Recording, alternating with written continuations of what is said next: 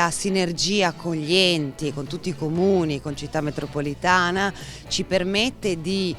continuare in quello che è un servizio che abbiamo chiamato, come l'anno scorso, overnight bus. Perché? Perché è un servizio che permetterà a tutti coloro che vorranno beneficiare, godere della movida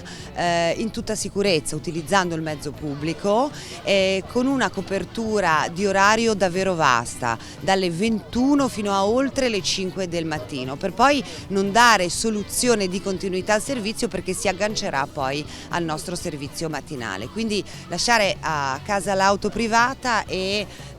fare movida, godere della movida ma con il mezzo pubblico. Noi con questo servizio, noi Città Metropolitana, logicamente abbiamo fatto da trade union, ma sono i comuni che pagano questo servizio, lo fanno attraverso AMT per portare in sicurezza i ragazzi in discoteca e riportarli a casa. Questo per evitare delle spiacevoli situazioni dove ci sono magari incidenti o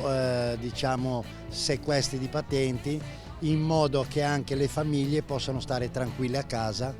con i loro ragazzi, che logicamente hanno tutto il diritto di divertirsi ma in sicurezza. Carico medio sulle 22 persone, ora per dare un'idea, quando usiamo un bus da 19 posti non è mai sufficiente, con quello da 33 abbiamo sempre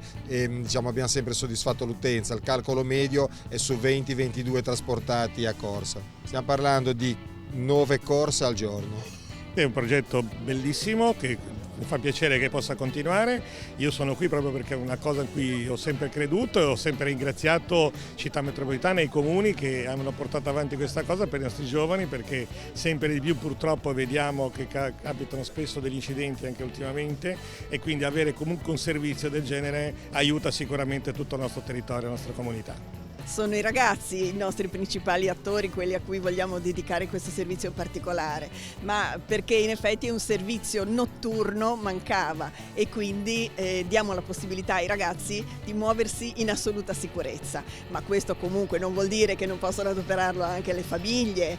piuttosto che tutti coloro, i nostri turisti che vanno per il nostro Tigullio da una nostra bella città all'altra, e quindi da Moneglia quest'anno la nuova entrata, diciamo il nuovo comune che ha aderito a questa nostra iniziativa, e dicevo da Moneglia fino a Santa Margherita Ligure. Abbiamo ritenuto che fosse importante ritornare in questa iniziativa perché ce l'hanno chiesto diversi cittadini, genitori ma anche ragazzi, preoccupati per evidentemente le problematiche di circolazione e di viabilità nell'andare in discoteca, che è una cosa legittima, è giusto che vadano a divertirsi, però è giusto che lo facciano in sicurezza. Poi ancora più importante è l'aspetto della sostenibilità, il mezzo è un mezzo che è assolutamente ecocompatibile, quindi siamo assolutamente contenti di aver aderito per questi due fattori.